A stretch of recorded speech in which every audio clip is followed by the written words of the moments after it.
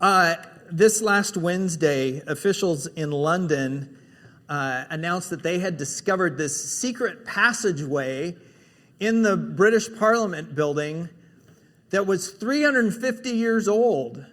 Now, just to clarify, that guy wasn't inside waiting for them to find him. Yeah, they didn't know it was there. Historians were looking through some old paperwork and they're going, wait a minute, there should be this extra space here. So they went down this corridor, and all that was evidence of it was this little tiny keyhole in the paneling.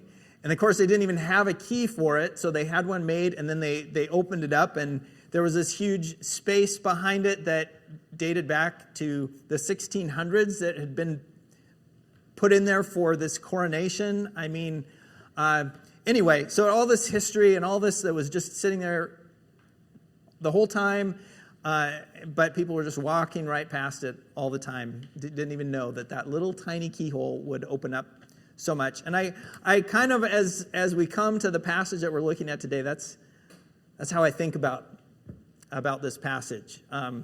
We've been with Peter, the life of Peter, for now, these many months, and we're getting close to wrapping it up. But this little passage, to me, is really one that I've kind of just walked past, or skimmed past quickly, and haven't really given it that much attention. But when you stop and really look at it, it opens up to this great spacious place for us. So I'm looking forward to getting into it with you this morning. We didn't say anything last week, but the passage we were looking at last week, where Peter came and spoke to that council in Jerusalem, that was his last appearance in the book of Acts. From that point on, the second half of the book, Luke is following Paul's journeys, and Peter is nowhere to be found in the rest of the record there. So we don't see much about his life from that point moving forward until we get to his letters, which is what we're going to jump into today. We're not going to do a full study of both his letters. I'm just going to do a couple of highlights in the next couple weeks. But his letters were written about probably 10 to 15 years after the incident we looked at last week. We can pretty well peg it between 60 and 68 was when they were written. So it was towards the end, the last season of Peter's life. And so let's just dive into this. We're just going to look at a couple verses out of 1 Peter this morning, and then we'll start to unpack it. Peter writes, and he says, "Dear friends," and the word there really is beloved, so it's a really warm greeting. He's saying, "Dear friends, I urge you, as aliens and strangers in the world, to abstain from the sinful desires which war against your soul. Live such good lives among the pagans, that though they accuse you of doing wrong, they may see your good deeds and glorify God on the day he visits us." This passage addresses something that we kind of didn't get to last week, which I think is an important follow-up to it. Really, and many people think that this is really sort of a key little condensation of the whole book of 1 Peter, these verses. But last week, when we talked about this council that Peter went to and spoke at, the council was deciding something really important for the whole church, which was this: did non-Jewish people who were putting their faith in Jesus, did they need to actually really be converting to Judaism? Did they really need to dive in and follow the law and adhere to that, to the letter of it? And that was a really big decision that they had to come to grips with, and they argued a lot about it. And thanks in large part to Peter, they decided, no, that is not what it means to be a Christian. To experience the salvation of Christ is about what Jesus did on the cross. That is what gives us our right standing with God. It's not about obeying a bunch of rules. And I'm super grateful for that. That is a decision that impacts us here today. Like, the faith would look so different if Peter hadn't urged them in that direction. But it still raises this question for us, which is really, well, how are we supposed to live? You know, if we aren't tied to the law, what is guiding us? How do we decide how we're going to operate? You know, what's good Christian living? How do we know? And that's really what Peter's letters are all about. They're helping us understand what it means to live out our faith. And as we get into this, one of the things that I'd never really paid attention to, this is sort of the keyhole to me that I hadn't really looked at before, was this theme about aliens and strangers that Peter talks about. He says, live as aliens and strangers. And it's not just in this one verse. I found that it's really all through this letter that we see this. So if you go back to the very beginning of the letter, Peter's very first words were, Peter, an apostle of Jesus Christ, to God's elect, strangers in the world, scattered throughout Pontus, Galatia, Cappadocia, Asia, and Bithynia. If you look at a map, you can see this is the territory where all those places were that he was talking about. Those were Roman provinces in what's today Turkey. So if Peter was addressing his letter to primarily Jewish Christians, then they would even literally be foreigners outside of Israel, because Israel would have been down below Syria there on that map. But even if he's just in general referencing Christians in general, he's saying we're all aliens and strangers living in this world. And then you jump down to the end of the letter, and he says where he's writing from. He tells everybody, she who is in Babylon, chosen together with you, sends her greetings. The she that he's referring to there is just the church. It's not a person. But then he says he's in Babylon writing this, which could have been a literal Babylon. There were a couple Babylons at that time. Or a lot of people think that he's using Babylon as a reference, a metaphor for Rome. All that to say, Babylon is the very symbol for Israel of being a stranger and an alien, right? Babylon is being it's where they were in exile. It's where they were foreigners, where they were taken captive. And so all the way around that you look at this letter, it's got this theme of being aliens and strangers. And I think and there's another reference to it in chapter 1 where Peter says, live your lives as strangers here in reverent fear. So it's just littered throughout this book. And I think Peter is saying that one of the things as we're thinking about how we're supposed to live is to remember who you are. Remember who you are and this experience of being aliens and strangers. Now, how many of you have ever lived in a foreign country before? Some of you? A few of you? Yep. And even if you haven't, you've encountered people from other countries here in America. And I don't know about you. What are some things you would describe as being an experience of a foreigner or an alien or a stranger or an immigrant or a refugee? What comes to mind when you think of what it's like to be one of those people? Prejudice? Yes. Language barriers? Lonely. Basically being an outsider, right? Like you don't really feel like this is your place and like you belong here. I got together with Steve Yates this week. I don't see him here, but Steve was born in England, moved to Colorado when he was 13, and he absolutely hated the attention. You know, here he even does speak the language, but being singled out, there weren't too many people at that time from England and Colorado, and so it was kind of painful as a middle schooler to have that spotlight on you.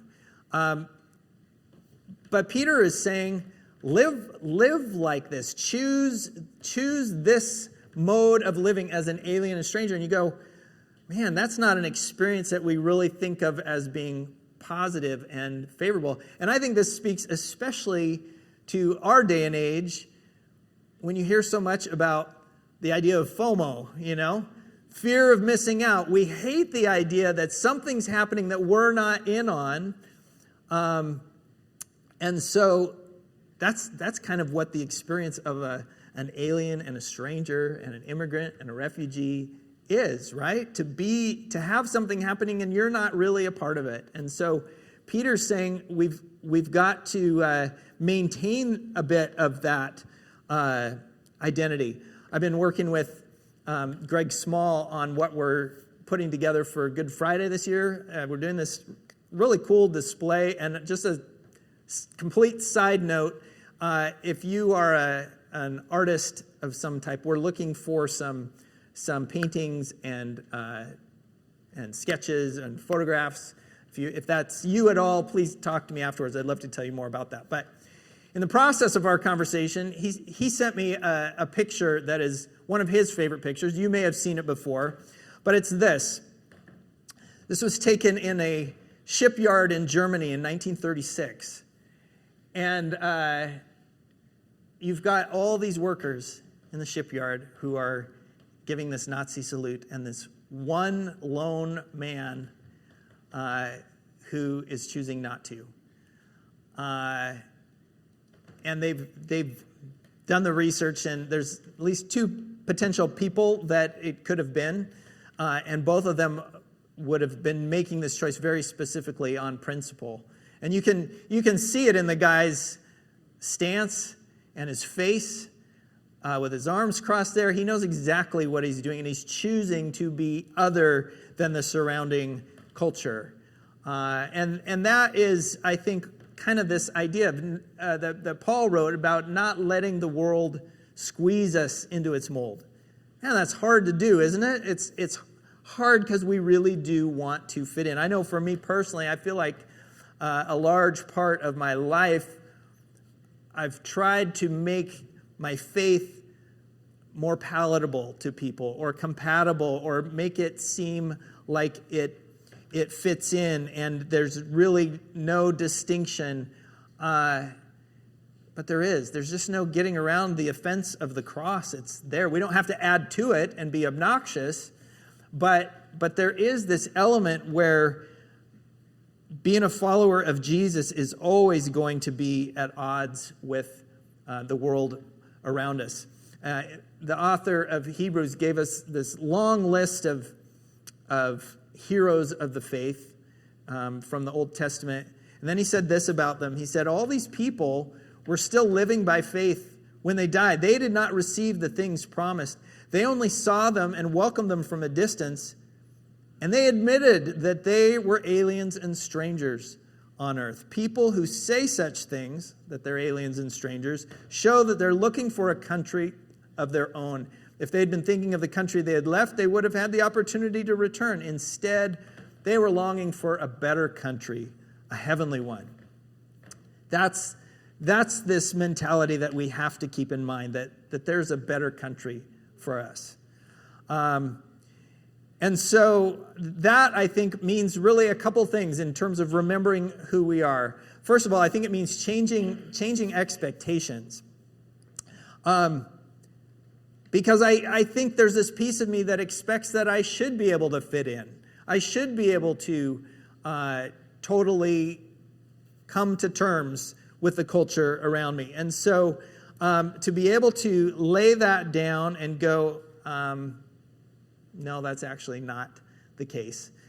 But also on the flip side of that, to go that I need to keep home alive. I think about our neighbors who are from Ethiopia, and they've actually been in America for probably over 20 years, but they have managed to keep this connection to their Ethiopian roots through a couple of very simple things. They have a community of Ethiopian friends that they stay in contact with. They cook Ethiopian food and eat the meals of their home country, and they continue to speak Amharic, the language of their home country. And so those three things, I think, also are true for us as Christians. We We come together with other people, and we remind each other that this is not our home. We eat the food of our home country. We dive into Scripture, and we take it in, and we speak the language of our home, which is prayer. We keep those three things alive, and I think it's naive sometimes for us to think that our faith is just going to thrive on its own without cultivating it, without maintaining that, the things that will help encourage that identity.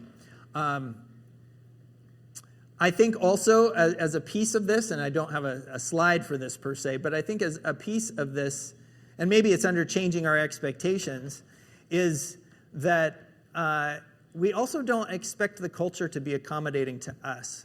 I think sometimes we can get really angry that the world is not more accommodating to Christianity, or we can feel like it should be different, and we can be super frustrated with the culture around us. And Jesus said, in this world, you'll have trouble.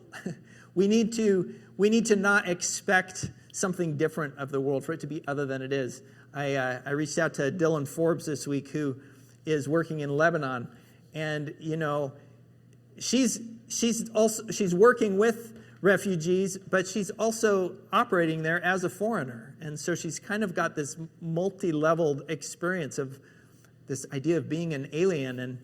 And she said one of the things that has been a key for her is to really operate with humility in that situation, and to let go of some of her own preconceived ideas or senses of entitlement and all those things. And I think that's true for us as Christians, that we need to set aside some of our sense of entitlement and just really approach life here with a degree of humility, and remembering that we are aliens and strangers. So, figuring out how to live, we remember who we are. And the next thing that Peter says is that you got to be vigilant about your soul. Vigilant about your soul. He makes this statement. He says, abstain from sinful desires which war against your soul. That, if you just hang on that for a second, that to me is a very deep statement that requires some extra thought. The word there for sinful desires, it's not really sinful so much. The word there is really our flesh desires. So really our human nature, everything we want as just being humans, is what you could incorporate into our natural desires, our sinful desires. And he says, it's not just the things that we want, they are things that are actually at war against our soul. They are fighting against us, these things that we want. A couple of series ago, we gave a definition of soul that I still like. It's maybe not a complete definition, but I like this. It's that the soul is capacity for God.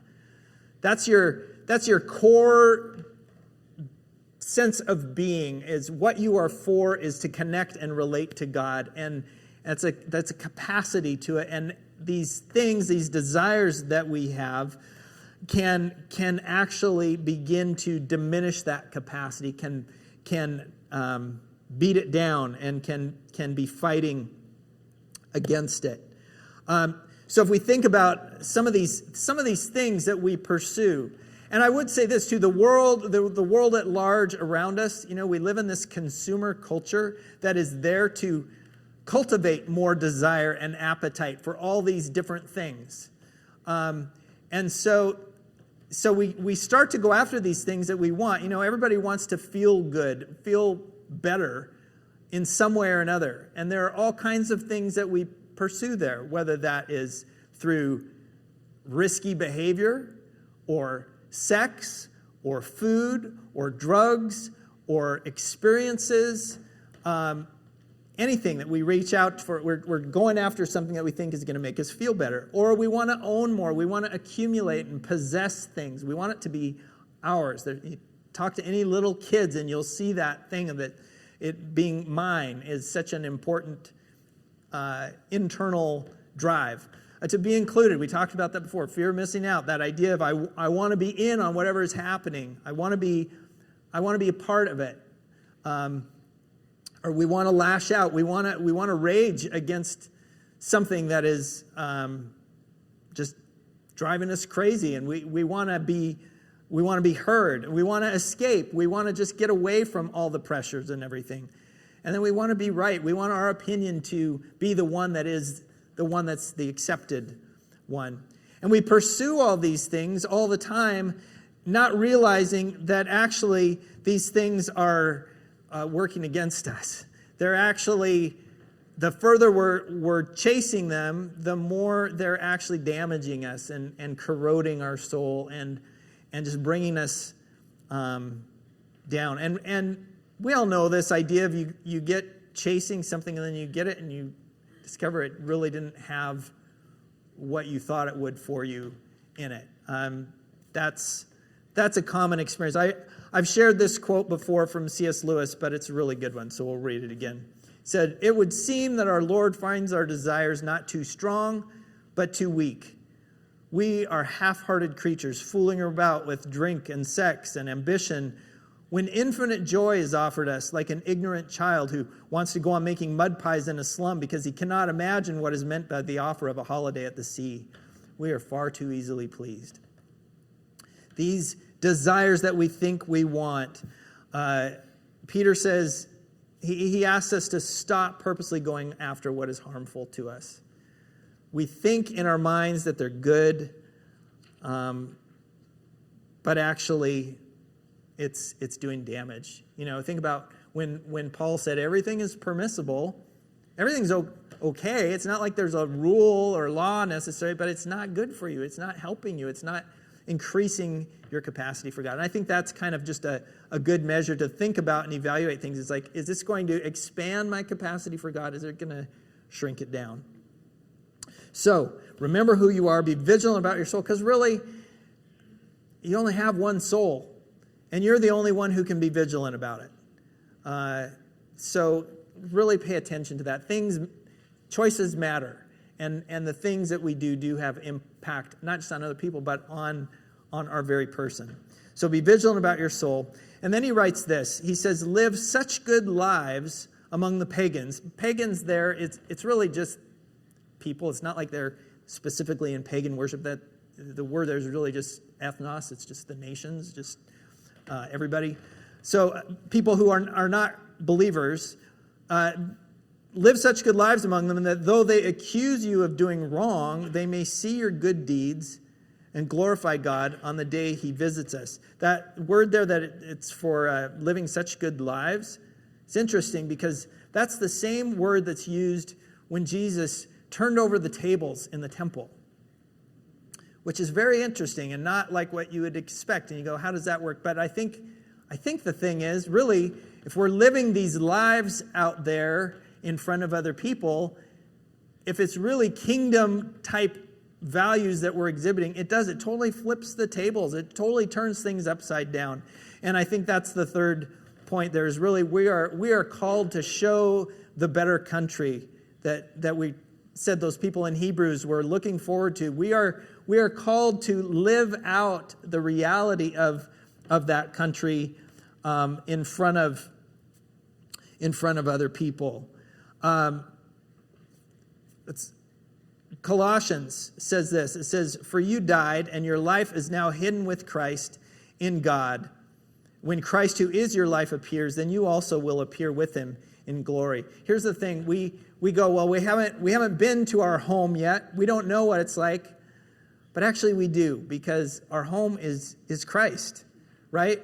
And so we already know what to expect in him. We know that we can count on everything about who he is being true for us when we are with him for eternity. Really, that is what is going to define our time in heaven, is the fact that Christ is present there with us. And so we can count on right now having that experience of his grace, that experience of his generosity, that experience of his freedom from fear, that experience of his power and his love and his peace, all these things that are ours in a way that the rest of the world desperately wants and needs.